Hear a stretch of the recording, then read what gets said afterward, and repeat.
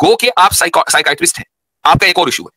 वो इशू ये है कि आप एक तरह के ऐसे ट्रॉमा में हैं कि जिसकी बुनियाद एक्सेसिव सिंपैथी है, और यकीन ना आए तो किसी बेहतर साइकाइट्रिस्ट को दिखा लीजिएगा, आपने अपने ऊपर तजुर्बा कीजिएगा। साइकाइट्रिस्ट आप हैं, लेकिन प्रिस्क्रिप्शन में दूसरी दलील नहीं है सिवाय इसके कि आप टाइम में आ करेंगे। ये आपका आपकी बात समझ नहीं पा रहे, मुझे हैरत है कि आपकी जो फील्ड है वो उसके एतबार से तो आपको मेरी बात फौरी तौर पर समझ में आनी चाहिए। ये सवाल कि हमारी कॉन्शियसनेस हायर है, इसकी दलील क्या है, मैं वो मांग रहा हूं इतनी देर से। क्योंकि other than being ahead in time आपके पास कोई दलील नहीं है कि हमारी कॉन्शियसनेस हायर है। हाँ, मेरे पास ये दलील है कि आज हम लोगों को उनके बिलीफ सिस्टम छोड़ने पर नहीं कत्ल करते। अगर दो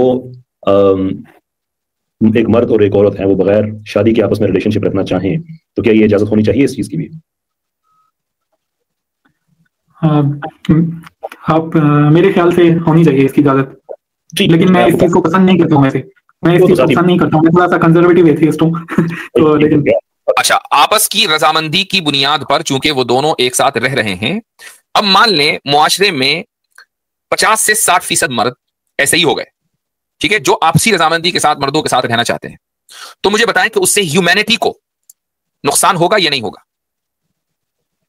जी हो सकता है नुकसान होगा, ह्यूमैनिटी को, ह्यूमन रेस को नुकसान होगा। तो आपने जो ये कहा ना कि नहीं, बाज मर्तबा बगैर नफे के भी, बगैर फायदे के भी किसी चीज को बर्दाश्त कर लिया जाता है, ठीक है, मैंने मान लिया, लेकिन नुकसान की वजह से तो बर्दाश्त नहीं किया जाना चाहिए। यहां तो एक आदमी का नहीं, पूरी ह्यूमन रेस का नुकसान हो रहा है। डॉक्टर अब्बास एथिस्ट को लीजिए। जी डॉक्टर साहब, अस्सलाम वालेकुम। अस्सलाम। अस्सलाम वालेकुम। मेडिकल डॉक्टर है? कैसे हैं आप? डॉक्टर साहब मेडिकल डॉक्टर है? अच्छा, medical doctor.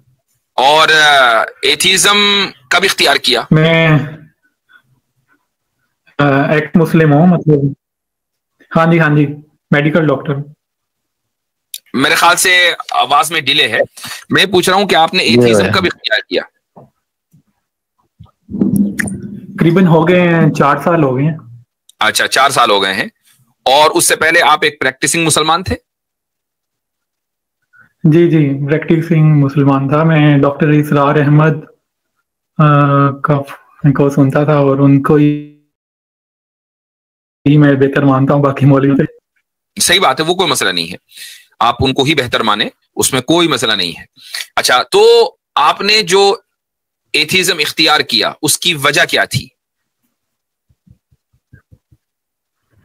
And by the way, if you don't mind, मैं एक और क्वेश्चन आपसे पूछ रहा हूं। आपकी जो फील्ड है मेडिकल, वो क्या है? किस फील्ड के स्पेशलिस्ट है? मैं साइकाइट्री का ट्रेनी हूं। साइकाइट्रिस्ट के आप ट्रेनी हैं?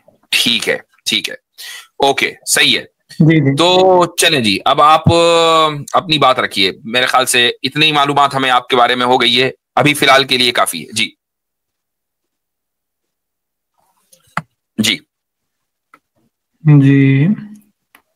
तो इस्लाम को छोड़ने की कई सारी वजूहात थी जो 1 से 2 साल के दौरान मैंने मुसलसल पढ़ता रहा, देखता रहा, इधर उधर हर एस्पेक्ट से देखता रहा इस्लाम को और दूसरे रिलीजन्स को भी। तो ये उसको देखकर ये पता चलता है कि ये जो भी रिलीजन थे, इस्लाम था या क्रिश्चियनिटी थी, तो वो अपने ज़माने के लिहाज से मॉरल और एपिस्टेमिक मसलों को हल करते थे। हाँ। और मैं ये समझता हूँ कि ये एब्सोल्यूट ट्रूथ नहीं है, कि हर एब्सोल्यूट नहीं मानता हूँ मैं रिलीजन्स को, वो बस मेरे भाई, डॉक्टर साहब आपकी आवाज कट रही है। लास्ट चीज जो हमने सुनी आपसे वो ये कि आप एब्सोल्यूट ट्रूथ नहीं मानते हैं रिलीजन्स को, फिर उसके बाद आवाज कट गई है। हेलो डॉक्टर साहब, आवाज आ रही है?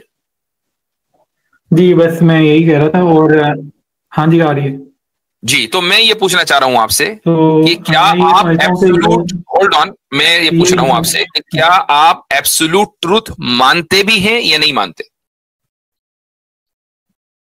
नहीं, मैं नहीं मानता हूं किसी चीज को, मैं एब्सोल्यूट नहीं मानता हूं। एब्सोल्यूट ट्रूथ होता है या नहीं होता? या हो ही नहीं सकता एब्सोल्यूट ट्रूथ? नहीं है, वो हम डिटेल्स में जाना पड़ेगा कि एब्सोल्यूट का मतलब ये है कि कोई ऐसी चीज जो हर जमाने में ठीक हो। और ठीक है, तो आप ये कह रहे हैं मोरालिटी के बारे में। हाँ, तो कोई भी ऐसी मोरालिटी की मिसाल नहीं है जो हर जमाने में ठीक हो, राइट? जी, मैं ये समझता हूँ कि ये इंसान की कॉन्शियसनेस बढ़ने के साथ साथ, उसकी रैशनैलिटी बढ़ने के साथ साथ इंसान ज्यादा अवेयर हो जाते हैं, तो ज्यादा मोरल डिसीजन ज्यादा। ठीक है, आपने जो स्टेटमेंट दिया वो ये दिया कि कोई भी ऐसी मॉरल एग्जाम्पल नहीं है जो हर जमाने में ठीक हो, ठीक है ना? जी ठीक। इंसाफ के बारे में क्या कहेंगे? इंसाफ वैल्यू है, इंसाफ इंसानी एक वैल्यू है।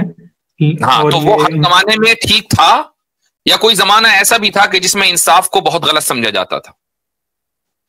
नहीं, मैं इंसाफ को गलत नहीं कह रहा हूँ। मैं ये कह रहा हूँ कि इंसाफ को इंटरप्रेट करने की, नहीं, वो एक अलग चीज है। अब आप डिटेल में जा रहे हैं, इंटरप्रिटेशन अलग है। आप इंसाफ एक मॉरल वैल्यू है, उसकी इंटरप्रिटेशन आज भी अलग अलग अंदाज से होती है, आज भी अलग अलग अंदाज से होती है। मेरे नजदीक इंसाफ की इंटरप्रिटेशन अलग है, आपकी नजदीक अलग है। इंटरप्रिटेशंस में नहीं जा रहे हैं। इंसाफ as a value, as a moral value, क्या कोई जमाना ऐसा बता सकते हैं आप कि जिसमें इस वैल्यू को निहायत इमोरल समझा जाता हो? मैं वो जमाना नहीं बता रहा हूँ। मैं ये कहना चाह रहा हूँ कि कोई ऐसा जमाना था जो इस तरह से इंसाफ पे मबनी नहीं था। वो एक अलग बात है, वो एक अलग बात है। आप डिटेल में जा रहे हैं। आपने कहा मैं एब्सोल्यूट ट्रूथ नहीं मानता हूं, कोई चीज एब्सोल्यूट नहीं है। मैंने आपसे इसीलिए आपका स्टेटमेंट 2-3 मरतबा सुना कि कोई भी ऐसी मॉरल वैल्यू नहीं है जो हर जमाने में मॉरल हो। आपने ही ये स्टेटमेंट बार बार दिया, मैंने दोबारा कहलवाया आपसे। अब मुझे आप डिटेल में जाए बगैर ये बताएं कि हाँ जी, 5000 कबल मसीह वो दौर था जहां इंसाफ को इमोरल समझा जाता था, तो ठीक है, मैं मुकदमा हार गया, आप जीत गए, बात सही हो गई। लेकिन ऐसा है नहीं। असल मेरा ये कहने का मतलब ये नहीं था। मैं ये मानता हूँ, मोरल वैल्यूज को मैं मानता हूँ, लेकिन उनकी जो इंटरप्रिटेशन होती है हर जमाने के लिहाज से, वो जो डिफरेंट होती है, मैं उसकी वेरिएशन को मानता हूँ। तो वो उसमें कोई इख्तलाफ नहीं है हमारा आपसे कि जो इंसाफ की इंटरप्रिटेशन है, जाहिर है कि जब मेरी अकल अलग है और आपकी अकल अलग है, हमारा अकलों में तफावुत है, ये डिफरेंस है। इस डिफरेंस की वजह से अगर हम किसी मॉरल वैल्यू की कोई इंटरप्रिटेशन कर रहे हैं, उसमें फर्क हो सकता है। That's a different case. इसका मतलब यह हुआ कि आप कम से कम इंसाफ, justice as a moral value, उसको एब्सोल्यूट ट्रूथ मान रहे हैं? नहीं, वो हम उसको एब्सोल्यूट वैल्यू मानेंगे, एब्सोल्यूट ट्रूथ है वो। ट्रूथ कहने में क्या नुकसान है? एब्सोल्यूट ट्रूथ है वो। इंसाफ, justice as a moral value, justice without going into interpretation, बगैर डिटेल्स में जाए हुए, justice as a moral value, absolute truth हुआ कि नहीं हुआ? ऐसे में आपकी डेफिनेशन और मेरी डेफिनेशन डिफरेंट हो जाएगी। एब्सोल्यूट ट्रूथ डेफिनेशन में जैसे ही जाएंगे, चले आपकी डेफिनेशन दे दें जस्टिस की। जस्टिस की डेफिनेशन आपकी क्या है जी? जस्टिस की डेफिनेशन ये है कि किसी चीज को उसके मेयार के ऊपर रखना, जितना कि वो डिजर्व करती है। बिल्कुल, बहुत सही, आपने जबरदस्त डिफाइन किया इसको। हम अपनी जबान में, यानी हमारी जो रिलीजियस लैंग्वेज है ना, अरबी की जितनी भी रिलीजियस समझने के लिटरेचर है, इस्लामिक लिटरेचर है, उसमें अगर आप इंसाफ, जिसको हम आदल कहते हैं अरबी में, उर्दू में भी ये लफ्ज इस्तेमाल होता है, उसको अगर आप डेफिनेशन पढ़ेंगे, उसमें है वज़उ शैइ फी महल्लिही, किसी भी चीज को उसकी जगह पे रखना जो उसके मुनासिब जगह है। अब देखें, आपकी डेफिनेशन भी वही, मेरी भी डेफिनेशन वही, फर्क कहां हुआ? अब इसको हम जब मुआशरे के एस्पेक्ट्स पे अप्लाई करेंगे, वहां पे डिफरेंस आ जाएगा। तो इसका मतलब ये हुआ कि डेफिनेशन में कोई इख्तिलाफ नहीं है ना? जी बिल्कुल बिल्कुल ठीक। तो डेफिनेशन तो एब्सोल्यूट हुई। मैं वही, असल में आपकी जो मैं एब्सोल्यूट वैल्यू मानता हूं जस्टिस को। हाँ, तो अब आपने देखें, अब बात हो रही ना, देखें it's good, it's moving in the right direction. आपने शुरू में जो दावा किया, कहा कि भाई एब्सोल्यूट ट्रूथ होता ही नहीं। अब आप इस पर आ गए हैं कि हाँ, हम इंसाफ को, जस्टिस को, एटलीस्ट जस्टिस को हम एब्सोल्यूट वैल्यू मान सकते हैं। एक चीज को आपने एब्सोल्यूट मान लिया। एक चीज तो है दुनिया में, एक चीज ऐसी है कि जिसको आपने एब्सोल्यूट मान लिया है। तो ये जो ट्रांजिशन हुआ है कि nothing is absolute to at least one thing is absolute, ये ट्रांजिशन 5-10 मिनट के अंदर हो गया, अल्हम्दुलिल्लाह। अब हम आगे बढ़ते हैं। आपने कहा कि इंसाफ की जो डेफिनेशन है वो है किसी भी चीज को उसकी मुनासिब जगह पे रखना। मैं भी यही कह रहा हूं कि इंसाफ की यही डेफिनेशन है। अब हम इस पर बात करते हैं कि मेरी इंटरप्रिटेशन ज्यादा सही है। इंटरप्रिटेशन कह रहा हूं, डेफिनेशन तो एक ही है, उस डेफिनेशन को जो हम अप्लाई करते हैं वो ज्यादा सही है या आप जो अप्लाई करेंगे वो ज्यादा सही है। तो I want to hear from you कि आप इस डेफिनेशन को कैसे अप्लाई करेंगे। जी जी बिल्कुल। असल में मेरा कहना यह था कि क्योंकि रिलीजन्स अपने दौर के लिहाज से जस्टिस अप्लाई करते थे जिस तरह उनकी कॉन्शियसनेस थी उस वक्त, तो मैं ये कहना चाहता हूं कि अगर वो वाली कॉन्शियसनेस अब वो नहीं रही, अब हम उस तरह से अप्लाई नहीं करेंगे वो वाली सजाएं या उस तरह के कवानीन। तो बस मैं यही कहना चाह रहा हूँ क्योंकि इस्लामिक स्कॉलर्स ये कहते हैं कि वो नहीं होल्ड ऑन, मैं यही कहूँ, मैं यहाँ रोक कर आपको पूछना चाहूंगा। आपने कहा कि वो अपने जमाने के एतबार से वो बिल्कुल ठीक थे, हमारे जमाने के एतबार से वो ठीक नहीं है, इसकी दलील क्या है?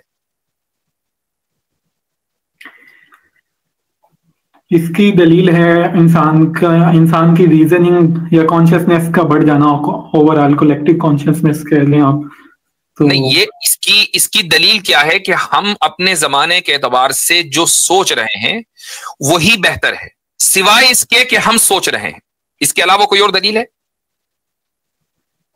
नहीं, मैं ये कहना चाहूंगा कि जो हमारे जमाने के लिए बस जो हमें समझ आ रहा है हमने उस तरह से अप्लाई करना है।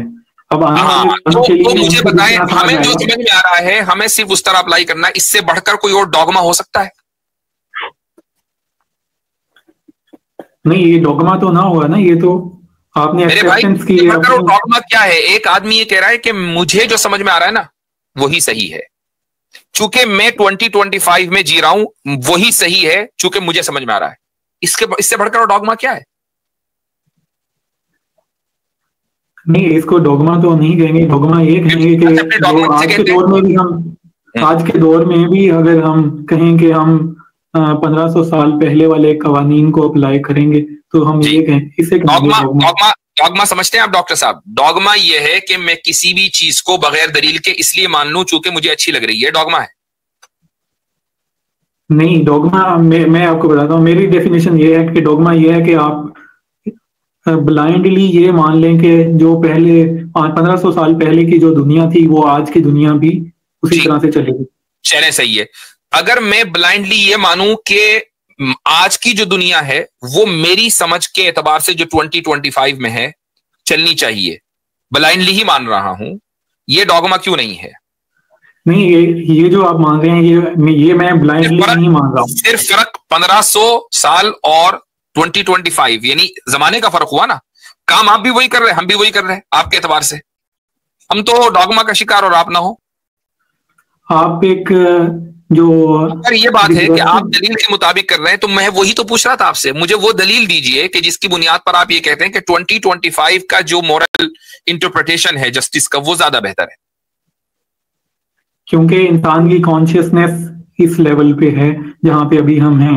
अगर कोई कहता है कि हम 1500 साल पहले वाले कॉन्शियसनेस के रूल्स आज की हायर कॉन्शियसनेस वाले इंसान की सोसाइटी में अप्लाई करेंगे, ये आप मेरी बात समझ नहीं पा रहे। मुझे हैरत है कि आपकी जो फील्ड है वो उसके एतबार से तो आपको मेरी बात फौरी तौर पर समझ में आनी चाहिए। ये सवाल कि हमारी कॉन्शियसनेस हायर है, इसकी दलील क्या है? मैं वो मांग रहा हूं इतनी देर से। क्योंकि other than being ahead in time आपके पास कोई दलील नहीं है कि हमारी कॉन्शियसनेस हायर है। हाँ, मेरे पास ये दलील है कि आज हम लोगों को उनके बिलीफ सिस्टम छोड़ने पर नहीं कत्ल करते, ओके, जो भी ये ठीक है। कसर भाई, आपने mic unmute, I think you want to say something. लेकिन 1500 साल ये पहले बिजली 1500 सिस्टम साल को चेंज करने पे मार देते थे। जी जी, मैं ये 1500 साल वाली बात जो है मैं इस पे बहुत ज्यादा एम्फसाइज कर रहे हैं। आप एथियस्ट हैं, मुझे बताइएगा कि बाय लॉ आप समझते हैं कि शराब पीने की इजाजत होनी चाहिए?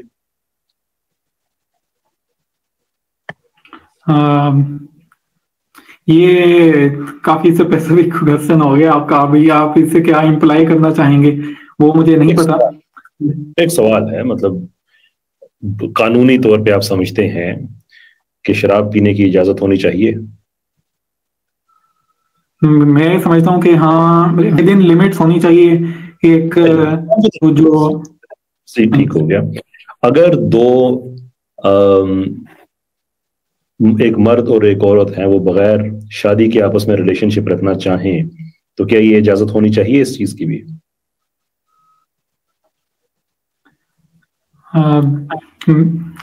आप मेरे ख्याल से होनी चाहिए इसकी इजाजत।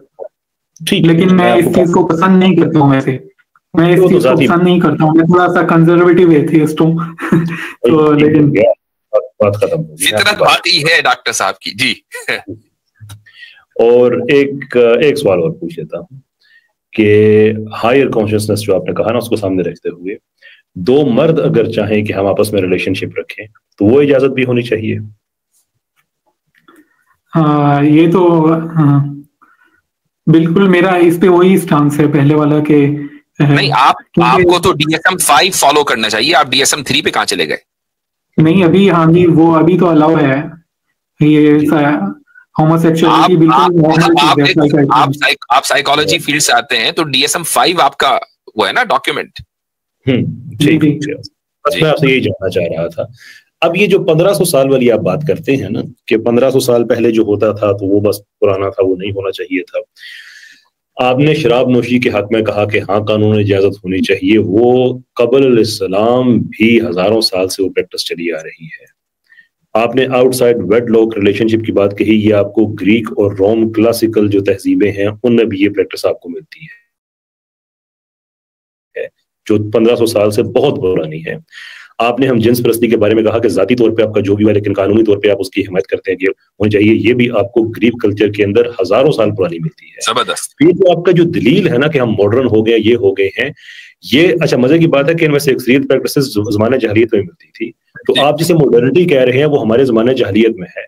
आज ये जो ओनली फैन पे औरतें रिकॉर्ड कायम कर रही हैं कि इतने मर्दों के साथ हम रखते हैं ताल्लुक, ये इस्लाम से पहले उन्हीं अरबों में, यानी कि वो, मैं ये नहीं कह रहा कि वो इस्लाम से कोई 10,000 साल पुरानी बात कर रहा हूँ, उसी जमाने में जो जो होता था ना, कबीले की जो औलाद होती थी कि एक औरत के 8-8 मर्दों के साथ ताल्लुक होते थे। जब बच्चा पैदा होता था तो कबीले के सियाने आके बच्चे की जो वो क्या फाशनासी, वो एक इल्म होता था, अरबी में पता नहीं उसे क्या कहते हैं, उसकी बेस पे वो डिक्लेयर करते थे कि फलां का बच्चा है, अदरवाइज होता था सारे कबीले का बच्चा है।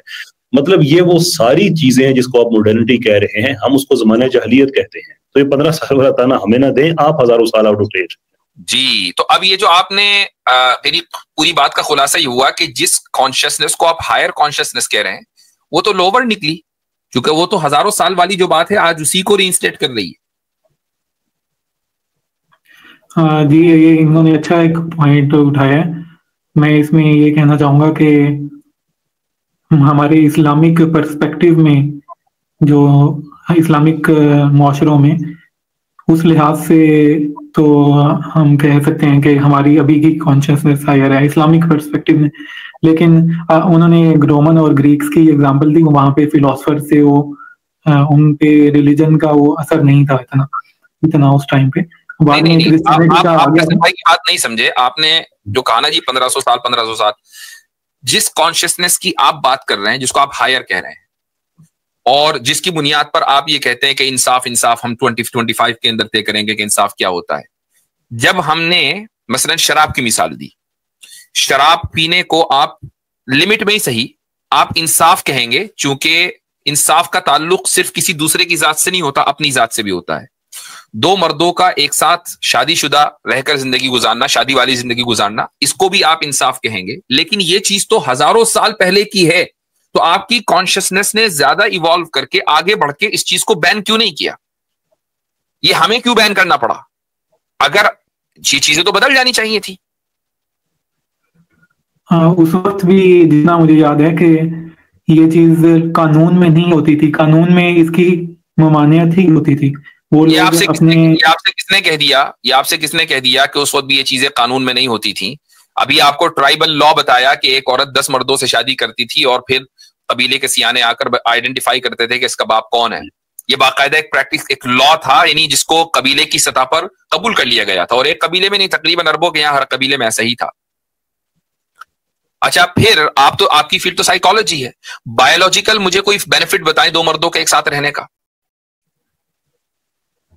बगैर बायोलॉजी पढ़े हुए तो आप साइकोलॉजी तक नहीं पहुंचे होंगे। जी बिल्कुल, बायोलॉजिकल हर चीज का बेनिफिट होना जरूरी नहीं है कि उसका हर चीज का बेनिफिट होना कुछ जरूरी नहीं है। कुछ चीजें बगैर बेनिफिट के भी कर ली जाती हैं, राइट? जी जी हाँ जी। कुछ चीजें बगैर बेनिफिट के भी कर ली जाती हैं। ये जो आप एक मर्द के साथ जिंदगी गुजारने को सही कह रहे हैं जबकि उसका फायदा कुछ नहीं है, इसको इंसाफ के पैमाने पर जरा रखकर साबित करें। क्योंकि वो दोनों आपस में उनकी आजाद रजामंदी है, आपस में उनकी एक फ्री विल है। अच्छा, आपस की रजामंदी की बुनियाद पर चूंकि वो दोनों एक साथ रह रहे हैं, अब मान लें मुआशरे में 50 से 60% मर्द ऐसे ही हो गए, ठीक है, जो आपसी रजामंदी के साथ मर्दों के साथ रहना चाहते हैं, तो मुझे बताएं कि उससे ह्यूमैनिटी को नुकसान होगा या नहीं होगा? जी हो सकता है नुकसान होगा, लेकिन नुकसान होगा। मैं बताता हूँ आपको, होमोसेक्सुअलिटी जो है ना, ये हमारे डिटरमिन होती है, ये उनके इख्तियार में नहीं होती। नहीं ठीक है, वो एक अलग टॉपिक हो गया, वो एक अलग टॉपिक हो गया। बात यह है कि अगर मान लीजिए 50%, तो 50 मैंने बहुत लंबा नंबर बता दिया, 10% भी होंगे तो यह हशर होगा, लेकिन चलो 50% से ज्यादा मर्दों ने यह तय किया कि भाई हम आपस में रहेंगे शादी वाली जिंदगी, तो ह्यूमैनिटी को, ह्यूमन रेस को नुकसान होगा। तो आपने जो ये कहा ना कि नहीं, बाज मर्तबा बगैर नफे के भी, बगैर फायदे के भी किसी चीज को बर्दाश्त कर लिया जाता है, ठीक है, मैंने मान लिया, लेकिन नुकसान की वजह से तो बर्दाश्त नहीं किया जाना चाहिए। यहां तो एक आदमी का नहीं, पूरी ह्यूमन रेस का नुकसान हो रहा है, आप कैसे बर्दाश्त कर रहे हैं? ये कैसा इंसाफ है 2025 का? हम ये इसके नताइज जो होंगे वो हमें नहीं पता कि वो शायद नुकसान हो या। आपसे किसने कह दिया कि नहीं पता? क्या आपके पास इंपेरिकल एविडेंस नहीं है? क्या आपने किसी, अगर लेस्बियन कपल है या गे कपल है, उनके यहां औलाद होते हुए देखा है? ये तो इंपेरिकल एविडेंस है सर। डायरेक्ट DSM-3 से औलाद का होना जो है, वो औलाद का होना हमेशा ये नहीं होता कि उनका फायदा होगा फ्यूचर में। नहीं, बात उनके फायदे की नहीं हो रही, बात ह्यूमन रेस की हो रही है कि उनके इस रवैये से ह्यूमन रेस को नुकसान है। तो जिस अमल से ह्यूमन रेस को नुकसान हो, आपकी सो कॉल्ड हायर कॉन्शियसनेस उसको अलाउ कर रही है। ये किसी हायर कॉन्शियसनेस है भाई? वो आप बात सही कर रहे हैं, अगर इतनी परसेंटेज हो जाती है तो गवर्नमेंट्स को कुछ ना कुछ रूल्स अप्लाई करने होंगे। फिलहाल तो गवर्नमेंट ये रूल अप्लाई कर रही है कि इस अमल को नॉर्मलाइज किया जाए। अब मैं आपको बताता हूं एक चीज, 1960 में आप चले जाएं, अमेरिका में सेक्सुअल रेवोल्यूशन आया, उस वक्त तक के जिना नॉर्मलाइज नहीं हुआ था, 60s के बाद जिना नॉर्मलाइज हुआ। अब नॉर्मलाइज होते होते होते होते यहां तक पहुंच गया कि अमेरिकन या यूरोपियन सोसाइटी में 50% से ज्यादा मर्द और औरतें जानी होते हैं कि नहीं होते? खुद बताइए, होते हैं? होते हैं। अब अगर 2020 में या इन लास्ट 10 सालों में होमोसेक्सुअलिटी को नॉर्मलाइज किया गया, तो आज से 50, 60, 70 साल के बाद 50% से ज्यादा लोग होमोसेक्सुअल्स होंगे, जिस तरीके से लोग 50% से ज्यादा लोग जानी है। जी, अगर ऐसा होता है तो फिर इन गवर्नमेंट्स को कुछ ना कुछ इकदाम करने चाहिए। तो वो इकदाम अगर 1400 साल पहले हमने कर लिया तो भाई हम तो हम तो हाईएस्ट कॉन्शियसनेस है, फिर हम तो पहले इकदाम करके बैठे हैं। नहीं, असल में आपने जो इकदाम किया था वो बिल्कुल उनको सीधे से, आपका इकदाम जब आएगा, जब चिड़िया खेत चुग गई होगी, हमने तो आपने पहले उनका एग्जाम इस तरह से किया कि आपने उनको जिंदा जलाया। हमने उसको इलीगल किया, आपने इलीगल किया, आप इलीगल करें, इलीगल क्यों नहीं करते? इलीगल नहीं, बल्कि वो उनकी जान ली है आपने। इलीगल किया ना, पहले इलीगल किया ना। मेरे ख्याल से मैं ये कहना चाहूंगा कि किसी अब आपको किसी चीज को रोकने के लिए आपने उसकी जान ही ले ली। डॉक्टर साहब मैं एक चीज बताता हूं आपको। आपका इशू ये हरगिज नहीं है कि हम हायर कॉन्शियसनेस हैं, लोअर कॉन्शियसनेस है, ये इशू आपका नहीं है। गो के आप साइकाइट्रिस्ट हैं, आपका एक और इशू है। वो इशू ये है कि आप एक तरह के ऐसे ट्रॉमा में हैं कि जिसकी बुनियाद एक्सेसिव सिंपैथी है। और यकीन ना है तो किसी बेहतर साइकाइट्रिस्ट को दिखा लीजिएगा। आप एक ऐसे ट्रॉमा का शिकार हैं कि जिसकी बुनियाद एक्सेसिव सिंपैथी है। नहीं मतलब ये तो बेसिक सिंपैथी बनती है अगर आप किसी को होमोसेक्सुअल हो। उसकी वजह है तो अभी आपने शुरू में आकर कहा, शुरू में आपने आकर सबसे पहले इल्जाम क्या लगाया? सजाएं, कि जी पहले सजाएं ऐसी होती थी, यहां सजाएं क्यों? क्योंकि उन सजाओं का तसव्वुर करके आपकी जो एक्सेसिव सिंपैथी है वो जाग जाती है और आप उसको क्रूल समझते हैं। That is the very base of that trauma that you are affected by. मैं इसको ट्रॉमा नहीं कहूंगा, मैं इसको बेसिक सिंपैथेटिक एटीट्यूड होता है इंसान में कि बेसिक सिंपैथी तो हर एक के अंदर होती है, बेसिक सिंपैथी तो हर एक के अंदर होती है, लेकिन एक होती है बढ़ी हुई सिंपैथी। मसलन आप अगर टीवी के ऊपर कोई फिल्म देख रहे हैं, मान लीजिए कोई इंटरनेट वगैरह पर, और कोई ऐसा सीन आपके सामने आ जाए कि जिसमें बहुत वहशतनाकी दिखाई गई हो, गर्दनें कट रही हो, हाथ कट रहे हो, आप उसको नहीं देख पाएंगे। नहीं, मैं अगर वो कोई भी चीज जस्टिफाइड होती है तो फिर तो आप कर लेते हो, लेकिन आप नहीं आप उसको आप जरा आप इसको अपने ऊपर तजुर्बा कीजिएगा।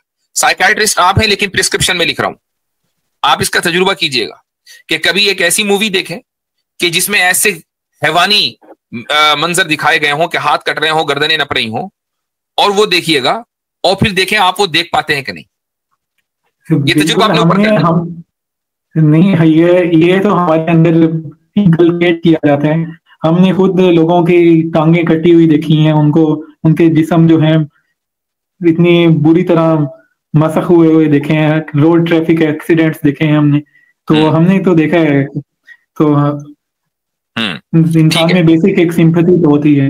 बिल्कुल बिल्कुल, इसमें कोई शक नहीं है। तो मैंने रूट कॉज भी बता दिया है, आप उसको तस्लीम ना करें वो एक अलग बात है, लेकिन आई होप कि आप एक दिन उसको तस्लीम करेंगे। एक लास्ट पॉइंट आपसे मैं बता रहा हूं, और कैसर भाई ने जो बात कही वो जबरदस्त है, उसी की बुनियाद पर मैं आगे लेकर चल रहा हूं कि ये जो आपके जहन में बात है ना कि हम एक हायर कॉन्शियसनेस में हैं क्योंकि हम टाइम में आगे निकल चुके हैं। आपके पास इसके अलावा कोई दूसरी दलील नहीं है सिवाय इसके कि आप टाइम में आगे हैं। यानी टाइम को आपने कॉन्शियसनेस की बुनियाद बनाया कि जो टाइम में पीछे होगा वो लोअर कॉन्शियसनेस वाला होगा, जो टाइम में आगे होगा वो हायर कॉन्शियसनेस वाला होगा, और यही बुनियादी गलती है। और इसी को मैं एक डॉगमेटिक बिहेवियर कहता हूं कि टाइम कोई दलील नहीं है। Time is just time. आप टाइम डिफाइन नहीं करेगी कि कौन बेहतर है और कौन बदतर है। मैं भी इस बात को मानता हूं कि टाइम डिफाइन नहीं करता है, बल्कि इंसान की सोच और उसकी फिलॉसफी और दूसरे के लिए जो हमदर्दी है और इसकी बुनियाद पे बनाए हुए जो एक कल्चरल या सोशल कॉन्ट्रैक्ट्स हैं, वो इंसान की हायर कॉन्शियसनेस के लिए रिस्पॉन्सिबल हैं, चाहे वो किसी भी जमाने में हो। तो बस बात खत्म हो गई। तो फिर आपका ये आर्ग्यूमेंट ही खत्म हो गया कि हम 1500 साल वाले कानून पे क्यों चले, हम 2025 वाले कानून पे क्यों नहीं चलते। तो अब टाइम को बीच में लेकर आइए, आप 1500 साल 1400 साल की बात ही ना करें।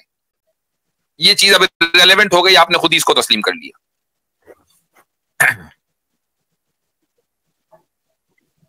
जी असल में बात वो मेरा मसला जो था, मुझे प्रॉब्लम था उस जमाने की सजाओं से जो मैंने बोल दिया, आपको कहने की जरूरत नहीं।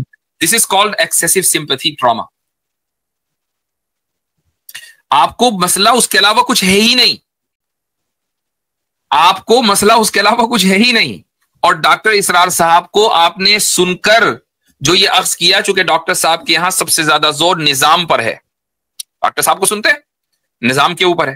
अच्छा, उस निजाम का क्रिमिनल जस्टिस, क्रिमिनल कोड इस्लाम का उस निजाम का हिस्सा है भाई। आप उस निजाम को तस्वुर ही नहीं कर सकते जिसमें क्रिमिनल कोड ना हो। अब क्रिमिनल कोड में हाथ भी कटते हैं चोर के, और मर्डरर की गर्दन भी नपती है। अब आपको वहां से परेशानी हुई, ये कैसा निजाम है, इसमें तो क्रूरल्टी है, यही एक्सेसिव सिंपैथी है। तो मैंने तो आपका जो सिम्टम है उसको देखकर रूट कॉज बता दिया बीमारी का।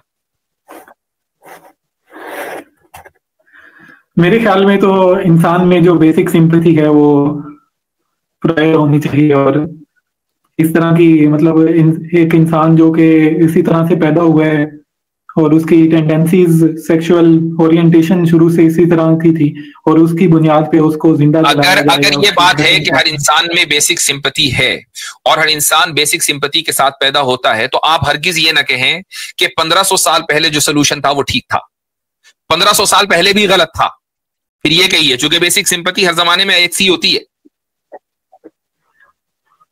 हाँ, ये आप सही कह रहे हैं, कह सकते हैं इस बात को, लेकिन इसका मतलब ये हुआ कि इंसानी तारीख ने आज तक कोई सोल्यूशन दिया ही नहीं सिवाय 2025 में जो सोल्यूशन है। हम ही मॉरल हैं, हम ही कॉन्शियस बीइंग हैं, हम ही सबसे बेहतर हैं, हमसे पहले ना कोई बेहतर था, ना कोई कॉन्शियसनेस वाला था, सब गलत थे। That is the gist of your claim. मैं ये दावा नहीं करूंगा कि आज की दुनिया में जो हम जिस तरह से हम रह रहे हैं वो सबसे ज्यादा हायर मोरालिटी की मिसाल है। मैं चले, मेरे ख्याल से डॉक्टर साहब ऐसा है कि आपको बहुत सारे सवालात दे दिए हमने, और इसके ऊपर आप रिफ्लेक्ट करें। यानी डॉक्टर इसरार साहब भी को सुनते रहें। आपने शुरू में कहा था बाकी और मौलवी तो मुझे समझ में आते नहीं है, और मुझे लग रहा है, मुझे अंदाजा हो गया कि क्यों समझ में नहीं आ रहे हैं। लेकिन बहरहाल ये 2-3 सवाल आपके सामने हमने रख दिए हैं। You are an educated person, आप इन सवालात की रोशनी में कॉन्टेम्पलेशन करें। ये जो मसला है ना कि खुदा मौजूद है या नहीं है, ये दुनिया का सबसे बड़ा क्वेश्चन है, ये मामूली क्वेश्चन नहीं है।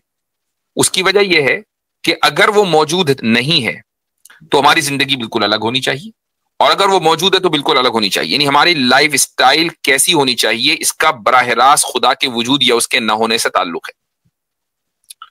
ठीक है, मरने के बाद क्या होगा इसका ताल्लुक इससे है कि खुदा मौजूद है या नहीं है। तो इसको इतना लाइटली न लें।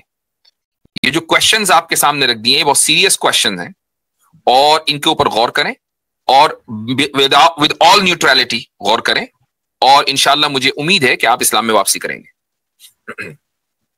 जी शुक्रिया। चलें।